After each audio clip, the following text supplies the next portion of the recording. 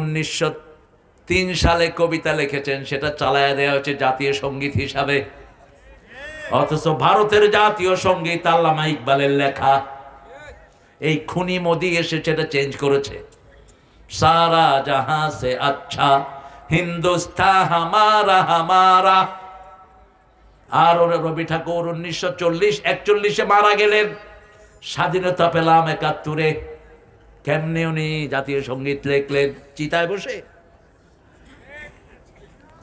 বাংলাদেশের সবচেয়ে বিরোধী ছিল এই রবি ঠাকুর।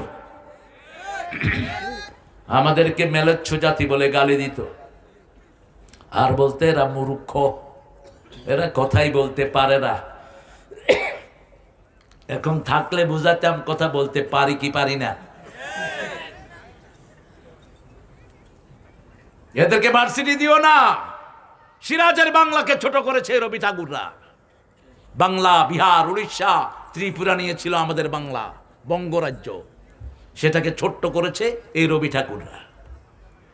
তার গান আমরা পছন্দ করি না, আমাদের আকীদা বিরোধী। ঠিক না বেঠিক?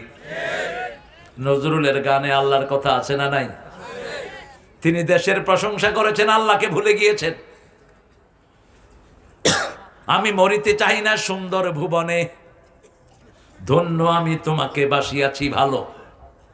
আর নজরুল